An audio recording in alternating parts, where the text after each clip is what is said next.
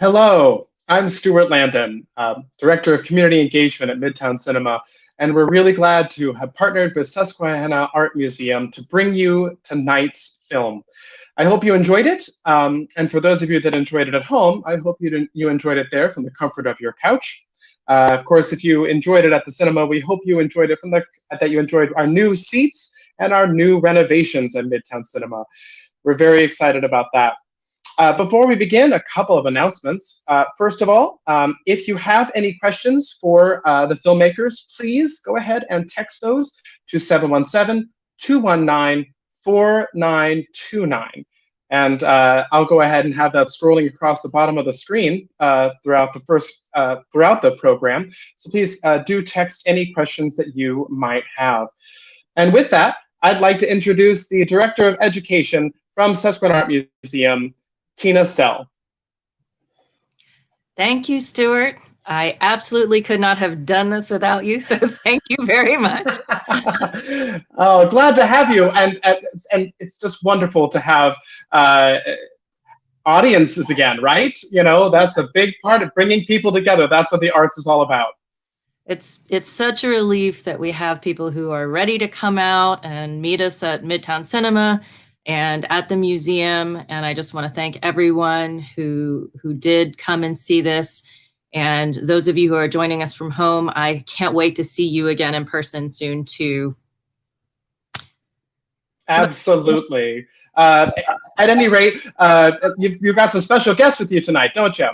I do. I can't wait to introduce them. I just want to thank real quickly Art Bridges, who is my program sponsor, who made it possible to bring AB to the cinema and to also bring my two special guests here tonight. The first is filmmaker Tim DePaepe. He is a University of Kansas film alumnus, whom Scott Bloch, the grandson of Albert Bloch, first asked to make this film in 1996. Tim agreed and served as his writer, director, and cinematographer. Tim has written and directed Blood of Me, an award-winning dramatic short, a 2001 documentary called Shades of Grey about 5 LGBTQ individuals living in Lawrence, Kansas, and contributed to a 1997 TV series called Split Screen. My second guest, Kelly H. Chong, PhD, is professor and chair of the Department of Sociology at University of Kansas, author of the award-winning book Deliverance and Submission, Evangelical Women and the Negotiation of Patriarchy in South Korea, as well as she has a new book, Love Across Borders, Asian Americans, Race, and the Politics of Intermarriage and Family Making, as well as numerous articles. They are currently collaborating again, working on a new documentary film on Asian Americans, racism, and mental health. Welcome to them.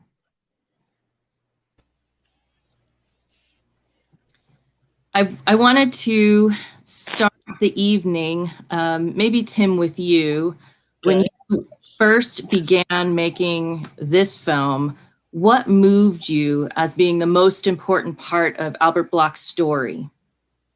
I think the real hook, the real link for me with this story was the idea, the notion of challenging a written art history and what we know of art history. Art history was kind of a passion of mine in college. And, you know, a lot's been written about the Blue Rider. A lot's been written about people who are sort of in the chronicle of the great artists from that movement, Kandinsky, you know, Clay, Mark.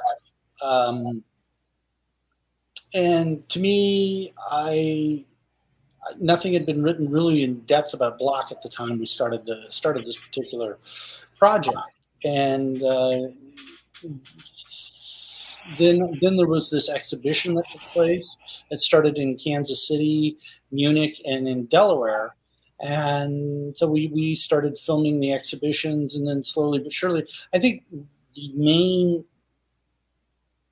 aspect of Bloch's work is that here is, you know, somebody who really, really could have been famous and deliberately chose not to be. I mean, it was an absolute conscious effort to sort of live the life that he lived. And I think in right now it's kind of hard for a lot of us to sort of wrap our heads around that notion. So it took quite a few years to create the film. And maybe, Kelly, if you want to jump in at some point, I was wondering if your opinion of what intrigued you about Albert, about the mystery of who he was and why he sort of disappears from history. Did your opinion change about what was important to eventually just convey by the time you ended this film in this sort of long process? Oh, I think, Tim, you have to start. Yeah. This movie has such a weird history. It's a very unusual history. So, I came in the last 5 years of the making. So Tim has the first 10 years that he could speak to that I can't. So I think you should get started on this question. The movie took way longer than anybody anticipated to get finished. In many ways, I'm kind of thankful for that, because in a way it kind of worked to our advantage, because there was enough time to really be able to kind of reflect on Bloch, and enough people had sort of, since the mid-90s, when those exhibitions had happened, enough people had sort of had a chance to rediscover his work through private shows and private exhibitions. So I think we ended up with a much more present sort of idea of where Bloch is in the lexicon of modern art by taking the time that it did. In terms of, what has my opinion of him changed? I very much appreciate the later work more so than the earlier work. There's a lot of attention that's given to the earlier work. I see and sort of understand this guy who has he really is sort of painting himself in all of his work. If you get to know him and you get to kind of understand Bloch and his writings and his poetry, you really start to see the clues that are there in a lot, especially in the later works. Quickly, I had a question from the audience member, and I'm guessing it's I can handle that. It's whether the film is available to stream at home because they liked it so much they wanted to watch it again. And yes, I can make that available to you through the museum. So if you get in touch with me, email me at the museum, then I can get you a link to that. Thanks to Tim. We also are going to hopefully there is a website, albertblochfilm.com, and very shortly we're going to have a store set up where people can purchase the film there as well. We'll have Blu-rays and DVDs available. That's great. Kelly, what do you think contributed most to Albert Bloch's nonconformist personality and lifestyle? Oh boy, that's $1 million question. I really actually don't know if there is a definitive answer to that question at this even after the finishing of the film. Tim, feel free to jump in, but I don't know. I think there are probably a number of factors that we can't really, all of which we can't get at. I think one of the reasons that he retreated to Kansas after avoiding the fame that he could have pursued, I think there are some practical reasons there. Like, I think he was a dad and he had children. So practical reasons like, he has to support a family. It may be something as mundane as that in terms of explaining why, he retreated to Kansas. As far as, other reasons for conformist personality and lifestyle, let's see. I don't know, Tim, do you? Well, I don't want to get in trouble, but for psychoanalyzing Albert Bloch or armchair, doing an armchair analysis of him, because he resisted such analysis. He would loathe it, what I'm saying here. But I think the real reason why he was such a nonconformist, and that he was rebellious and ornery right from the get-go. I mean, he didn't finish art school in St. Louis because he couldn't get along with his teachers. I think a lot of this stems from his father was very much an authoritarian, and he has, in some of his writings, it is indicated that when his father passed, he didn't really have too big of an emotional reaction to that. But when his mother passed, he was just overwhelmed with grief. So I think he was much closer to his mother than what he was his father. And so he was kind of always seeking out male sort of authority figures and then resisting them, at some point. I mean, you see that evolution with Reedy. He goes, finds this patron, this guy who supports him. Hey, he's going to send me to Europe. He goes to Europe, and while he's there, he does nothing but irritate Reedy with his paintings and stuff, with his drawings and his watercolors that he sent over, and some of his writings. I honestly think that Franz Marc was probably the most significant sort of paternal figure he had in his life. And when Marc died in World War I at the Battle of Verdun, I think he was traumatized. I mean, again, I'm avoiding this whole analytical sort of aspect of this answer, but I honestly think that he had no way of. A lot of people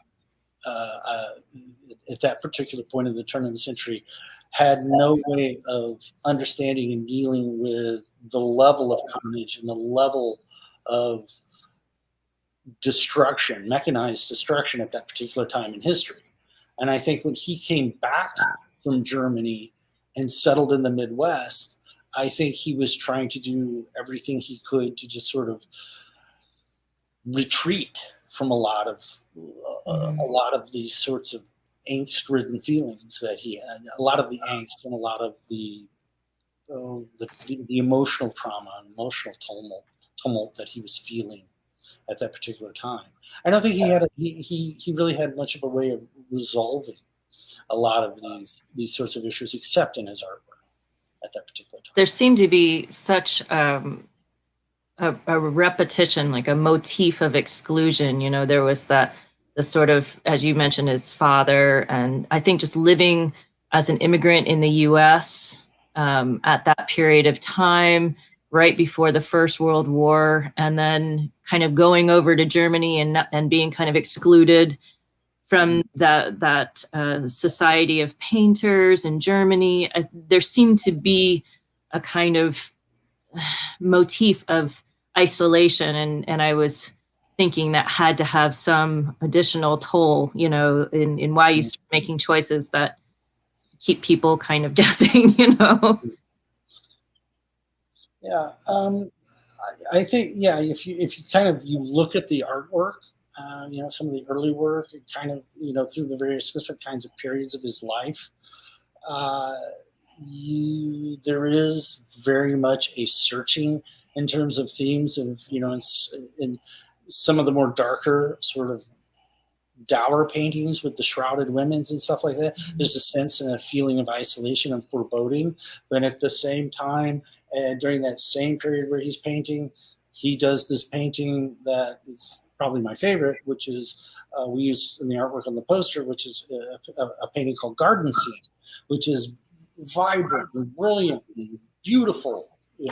So I think there's this constant dichotomy that's going on with Bloch in every single phase of his life. I think, so does that answer your question?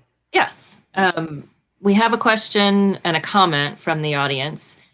The comment first was that all three of us happen to be in rooms with yellowish backgrounds. Do you think that Albert Bloch would think that would have some sort of meaning? I'm sure it has something meaning, but I can't tell you what it is. I can't either. The question was, which segment of Bloch's career was more interesting to interpret, the European or the American context, and why? Well, the American aspect of it is more interesting to interpret, and I only wish I could have gotten in. Everybody would love this. I think there's a lot of people that would love this to be like a 2-hour movie, but there's just no way I feel like you can do 2 hours on Albert Bloch. But it's the American period where I think, like I've said, where the work becomes much more interesting. I mean, he starts playing around with interesting literary themes in some of the later work. Like like another one of the great paintings, and you see it in the film, is called Faust and Job, where he takes the story of Job and the story of Faust, and he kind of combines them in this sort of almost operatic kind of weird, darkish tale that's going on in that painting, and that it's a large painting, and when you see it, it's kind of overwhelming. But also, in seeing that, if there was a way to see that painting up close in person, you start to see the technique that Bloch is developing, and he's developing this painterly technique in which he's using little strokes over the upper layer of the paintings, and it's almost like a veil. There's like this constant like putting a veil in front of your face, and I think that in Bloch's sort of spiritual quest that he's dealing with in the later part of his life, he's looking at these paintings in some way of sort of like lifting the veil on some sort of higher power. Anna, in the film, Anna kind of says she feels that he had a sense that people ought to see his work. I was wondering who in his later work he was painting for. Was he doing it as a catharsis? Was he, did he have an audience in mind? I wonder, when he was exploring those themes. Yeah, that's an interesting question. I would say that Bloch was very close. Well, he was very close to only a few select people in his life, especially later in his life, and I think he only painted for himself and Anna, and maybe a couple of very, very close compatriots that he had in Lawrence, Kansas. And I think that was it. I honestly don't think he cared too much about what the art world thought of his work. I think that's pretty obvious. Yeah, I think that we can't really underestimate the level of megalomania that's kind of involved in here, because he did write. I use that word because he did write a poetry, right? What was the title of it? Megalomania, which was at the beginning of the movie. That part was from his movie about the mousetrap maker. So he definitely had this sense that he had enormous talents, and that he was painting. He was being very true to himself, and what he was doing was very pure, and that at the right time that he was going to be discovered, and that people were going to be seeing his paintings, but he didn't want to become involved with the art world and sell his soul and all of that. And Anna, his widow, very much became the keeper, and protector of his art and legacy, of course. So I think there was a little bit of that as well, which shows up in a lot of his poetry. So he's a very complex character, but then I don't know, that just maybe goes with the artistic talent, personality.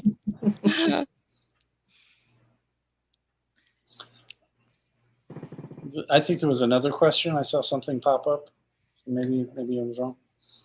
I don't see one. now. You mentioned his poetry, and I wanted to ask, you definitely made a decision to not have a narrator sort of to speak over the film, but instead have his words tell his story. Do you want to kind of talk about that?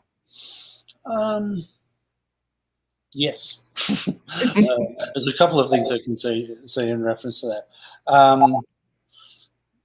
Bloch almost wrote every day of his life. Prior to going to Germany, while he was in Germany, and after he came back. And Anna Bloch, who I got to know in the course of making this film, handed me copies of Bloch's writings. And the amount of stuff that I collected over the years will fill a small section of a room, like a fairly large closet. And so with this sort of vast of information on all of his words there was just no other way to really tell Bloch's story other than let him tell it.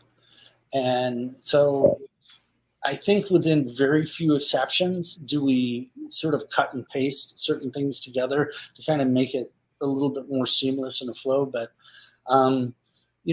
there was one cut of the film in which I really wanted to fold more of the tenets of expressionism into the actual telling of the story as a documentary, and we got a little bit more experimental with it, and that was kind of early on. And in some of that, I'm taking Bloch's words and interpreting them in a way that I think is what he means. And of course, the various arts historians that were involved in the project just kind of lost their minds about that. So we ended up kind of excising that from the film. But it was a conscious choice to let Bloch tell its words. It was a conscious choice to use the actor we used to perform the narration in the film. Holmes was my first choice, and he was the only choice I wanted. So we were lucky to get him. He wasn't other people's first choice, but he was definitely mine. So you knew him. He was sort of a someone who represented the region that Bloch was from, right? He had that quality of voice. He had that tonality in his voice. It was very Midwestern, but and lovers of independent films would recognize Holmes if they saw him, because he's been in every single film that Richard E. Kelly has ever directed, and he's been in every single film Tom Hanks has directed. So, do you have? You were mentioning that the process of getting this film to realization took longer than anybody thought it would. Do you have anything other challenges that sort of popped up that you weren't expecting or of note that were of interest? Well, funding is always the big challenge. And the biggest challenge with this film was trying to find the funding from the standpoint of here was a great American artist that nobody ever heard of. And so a lot of the traditional funding channels at that particular time, people just didn't seem really all that interested in it. It's real easy to go out and talk to various different entities that love to fund these types of projects about art. If you mention the names of Thomas Hart Benton, if you mention George Caleb Bingham, if you mention John Stewart Curry, all of these other sorts of great Midwest American regionalists, but Albert Bloch, he was just seen as kind of a footnote. So anyhow, I think that the funding aspect of this film really it ran out of gas by the mid 2000s, and so the film was just kind of stagnant. And then about 2013, 2014, I was trying to revive it a little bit. And then Dr. Chong sort of looked at the project, and she was able to sort of help us unpack the idea. And then she was key in helping get that final push of funding there to get the film over the finish line. Thank goodness. So we do have an additional question. Does mention the sort of relationship that Albert shared between Anna and Hortense, and that sort of lack of transition between the two. that sort of remains questionable in their sort of Midwestern life. That's a good question.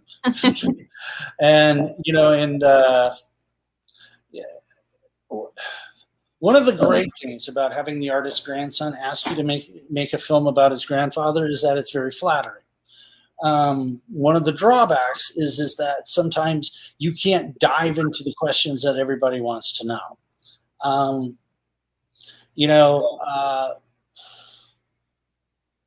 I can tell you just from personal experience, having talked to Anna Bloch, and sitting one-to-one, and her mouth to my ears, what she said about the situation with her, Hortense, and AB all living in the same house together, was that, AB loved Horty. He adored Horty. It's just that they had just grown apart, and AB had other interests, that, Horty wasn't involved with anymore, and they, all of that. And, Anna started off as AB's secretary, and the relationship evolved from there. She started, as student secretary, and then life partner, wife type of evolution. And was it a perfect, happy little dynamic going on in a small Midwestern town? No, not at all. There was, there was a lot of people that just sort of, raised their eyebrows. It raised a lot of eyebrows. There are people still today in Lawrence, Kansas, you run into who, someone who will talk about that relationship, and they have things to say. Sure. I mean, it's small town Midwestern Kansas. Yeah. There was, in the beginning of the film, there was mentioning when we met sort of his family, how they felt like they had to leave some of their experiences as immigrants from their previous lives behind, and that included religion. Mm-hmm. I got a text from someone who was wondering about AB's spiritual leanings. What do we know what he sort of maintained, if he still had religious feelings that he came through? And I know spiritualism was kind of part of the process of those painters as well. Can you speak to that? Yeah, that's an excellent question. Again, there are clues to all of that and all of his later work. AB, he was born Jewish. The parent, because of the time, his father sort of renounced the religion, or became non-practicing. I think that's also another big part of AB's journey, is that he's struggling to find that greater answer. He was very much a Christian. I mean, he adopted Christianity as his religion. He was married in a Protestant church. Both weddings were Christian weddings. His marriage to Hortense, and then his marriage to Anna. They were, I think you can see like a lot of the imagery he's struggling with, the weeping Christ. You see lots of images of crucifixions, especially in the blue bow. he I think found a way to sort of resolve these issues through his own sort of inward journey that he was making. I think in some ways, coming back from Europe after World War I, he was trying to sort of repair that part of himself. Yeah, I can imagine the sense of confusion and loss and not knowing really where to put all of those kind of spiritual questions that he was internalizing. Tina, I'm kind of glad that you brought up that question about religion, because Tim, if you recall, that was an aspect of the film we almost left out, right? Yeah. About the fact that he was Jewish. And at some point, I felt like it was really important that we relate to the audience the fact that he was Jewish, whatever you want to make of it. Because nobody's really sure of what kind of struggles he was going through, internal struggles about his religion. We just knew that he rejected Jewishness when he was growing up. But it didn't seem right to leave out that aspect of his biography. There had to be some importance to it. In terms of his development, psychological development. So I'm glad that it kind of rang something for you. Yeah. I have another question. What was the culmination of the correspondence between Kandinsky and Bloch, and how does it reflect on Bloch's work? Another excellent question. First of all, I'll point out that if anybody's interested in that correspondence, in looking at that in-depth correspondence between Bloch and Kandinsky, it's all available through the Smithsonian online.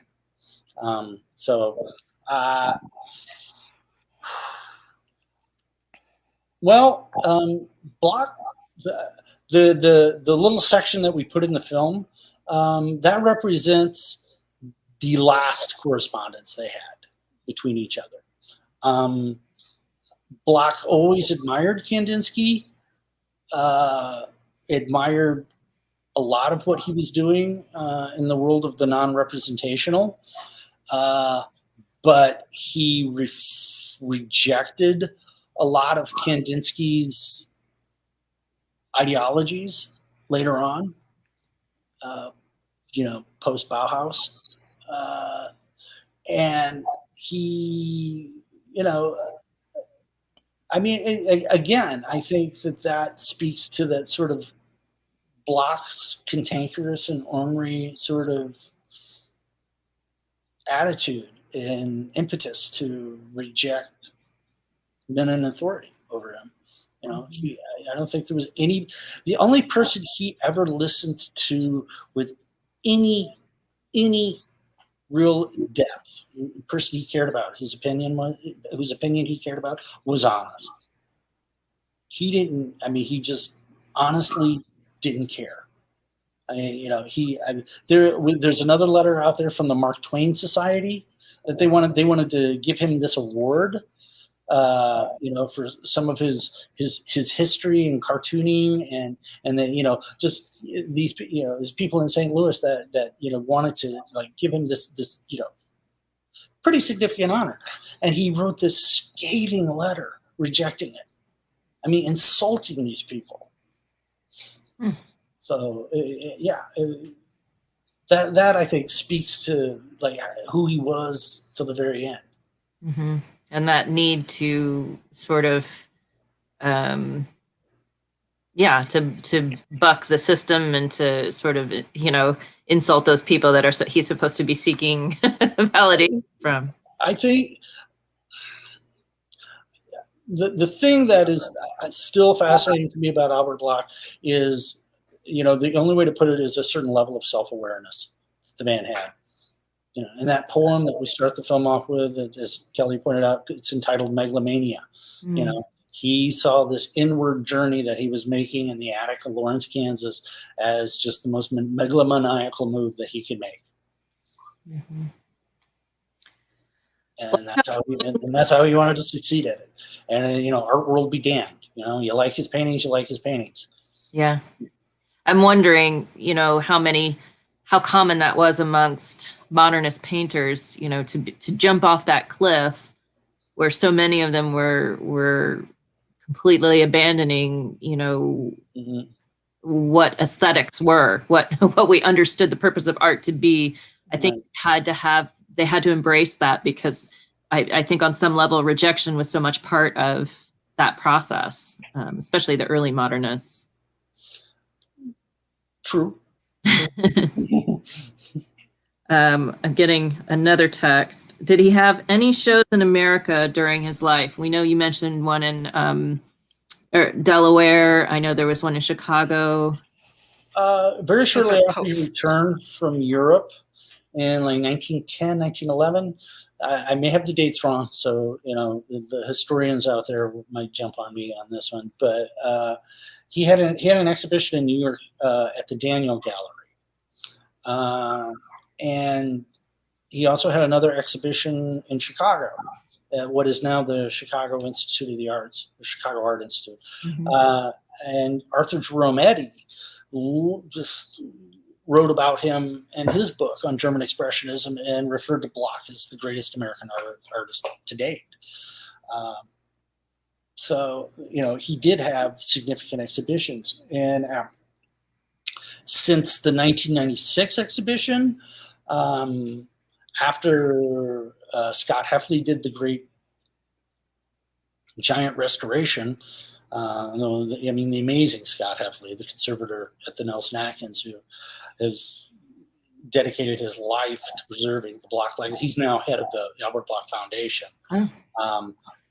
Scott, has cared for all of these paintings, and ever since that particular exhibition in the 90s, there's been one gallery show after another gallery show after another gallery show over the years. Not a year goes by without you seeing something happening with Bloch. Yeah, he didn't have any while he was alive, did he? No, nothing significant while he was alive, except those that I just mentioned, the two, one in Chicago and the one in New York. I have one last question. Mm-hmm. You end the film with A.B.'s words, "Give the picture time and it will tell all there is to be told." I thought that was a really fitting quote to be those last words kind of ringing. I felt like it summed up his story. Can you talk about that decision? Well, again, I give Dr. Chong all the credit on that one, because that was her pick. She pulled that one. Did I find that? I can't even remember. I think throughout this film, I came in late to this, so I didn't understand Albert Bloch or the history of this filmmaking, as obviously as Tim did. So I was trying to really figure out this guy, in every way possible, and he was just such a mystery in every way. Trying to figure out, what did his paintings mean? It's what did the second half of his painting, second half of his life, the painting in second half of his life mean, his American era. And so I think when I found this quote where this is from, it just really kind of encapsulated for me what he was about, that, he really didn't expect anybody to really understand his paintings, right? His idea was that, everybody really has, will take whatever they can from what they see. Everybody will have different perceptions, and that he wasn't really expecting anybody to understand anything. And if they could just get some sense of their own truth from looking at his films, then that would, be the end goal. He didn't, I think he saw that trying to convey some sort of truth to anybody was a pointless exercise, obviously. So I just thought, and that really brought home to me that how I was approaching this whole film was kind of off the mark, that I shouldn't be trying to understand why this, why that so much. That at the end of the day was really about the mystery, and maybe you can't really understand everything. And I think that's what he was trying to do with his paintings, and I think ultimately that's what we were trying to do with the telling of this film. That we let the audience decide what they think about Albert Bloch and his paintings. Am I kind of on the right track there, Tim? Kind of, yeah. I mean, pretty much, that was kind of a last minute alteration in the editing of the film, putting that piece in. In fact, we had to actually go drive out to Holmes's house in Odessa, Missouri, which was a place I've never been to, and actually record that in his living room basement. To me, that sort of statement in that particular writing, in that essay of Bloch's, kind of sums it up. It's like, the story of Albert Bloch, this documentary, all the little nuances of Albert Bloch's life and everything else like that lead to the point where the painting is done and hanging on a wall are insignificant. What's important is that the painting's hanging on the wall and it's there for you to look at.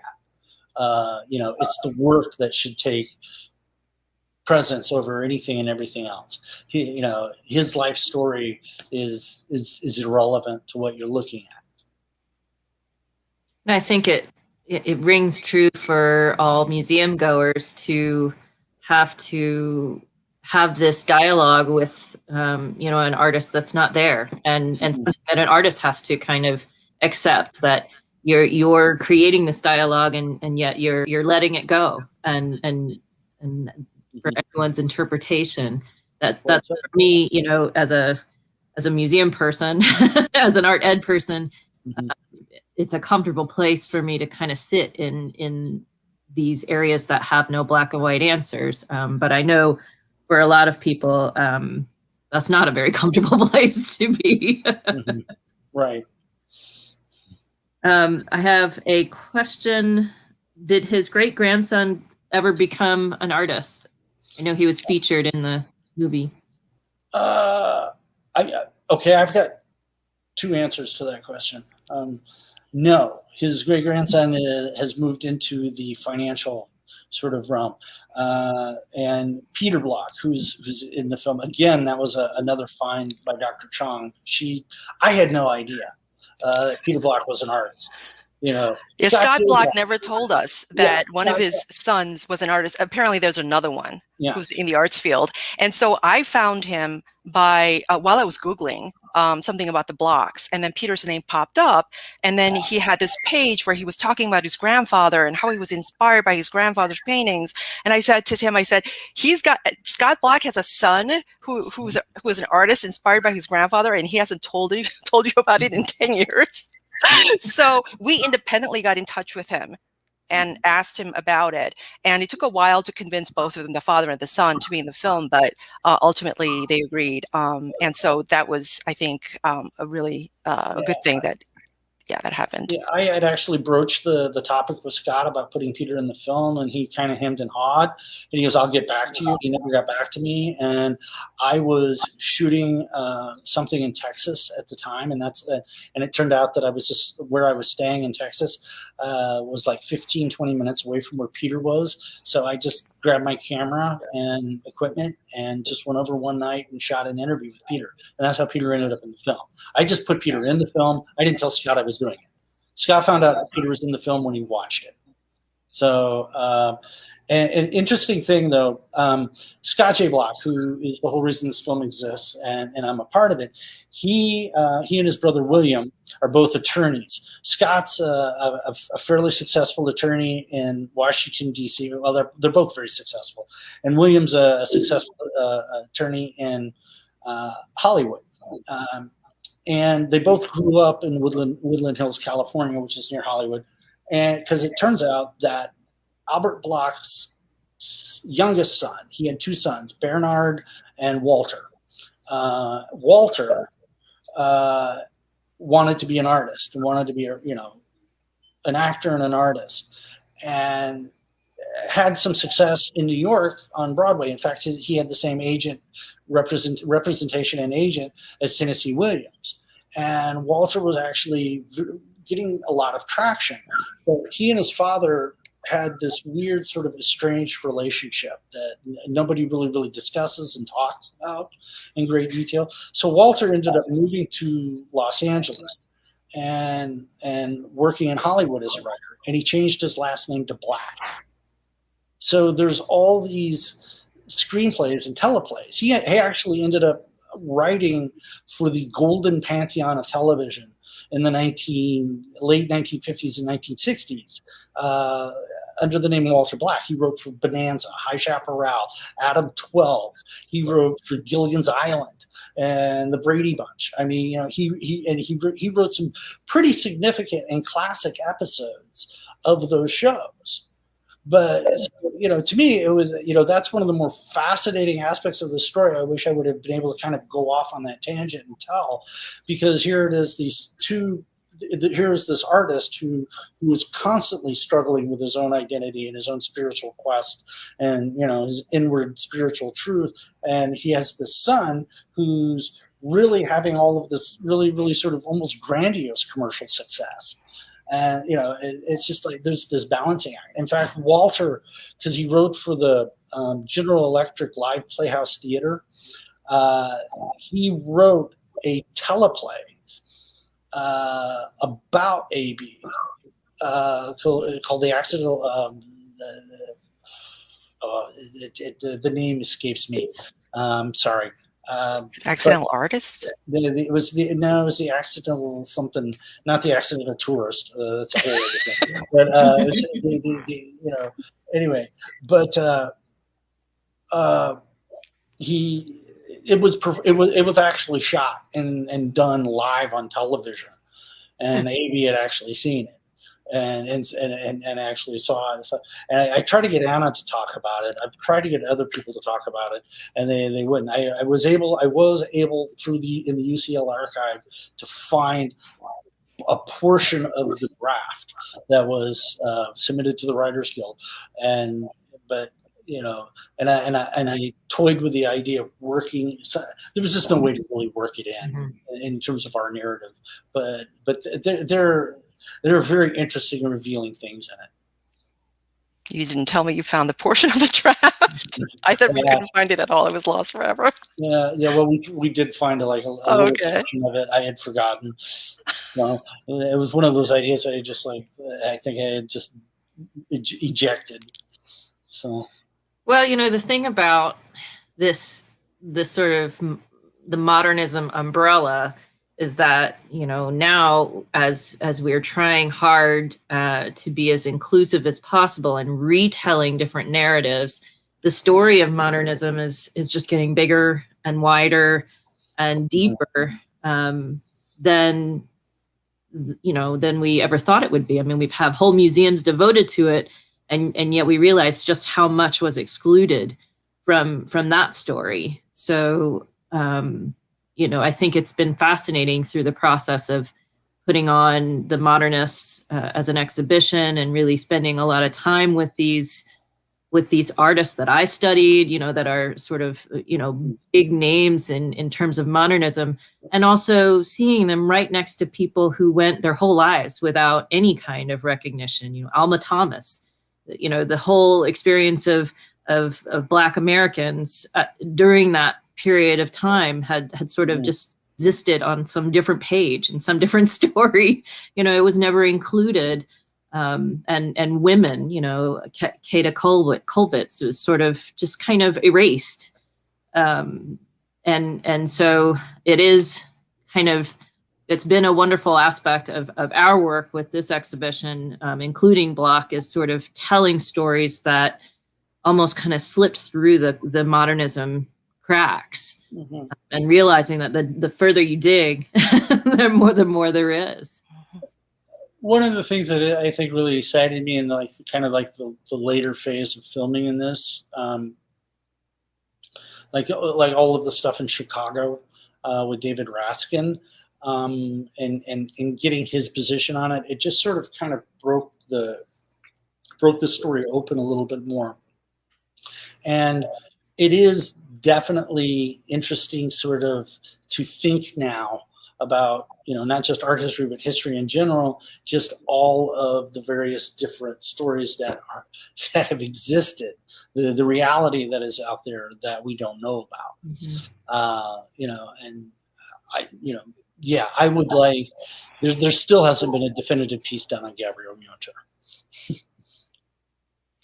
Or even, I don't even know if there's really been that much of a definitive exhibition of her work, even in Germany. So There's still time. Well, thank you both for being with us this evening. And, you know, it's so important for me and for our museum goers to be able to talk to artists, to talk with creators and storytellers, because it just helps us connect more with the work that we get to see. And our exhibition is, you know, up for another week, and I hope people will continue to come out and catch Albert Bloch's Duel. I know that this is the first time that this film's sort of been shown in such proximity to that painting in particular.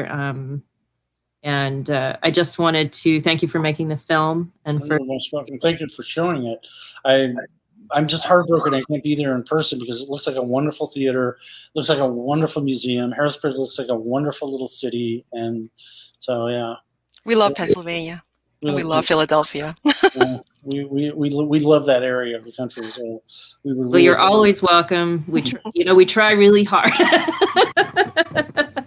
Yeah, there was a little thing standing in the way of us getting there, like the apocalypse. Yeah. Well, hopefully we're on the tail end of the apocalypse, if that's a real thing. Yes. All right, you guys be well. Well, thank you so much. Thank you for inviting us. Thank you. Bye-bye. Bye.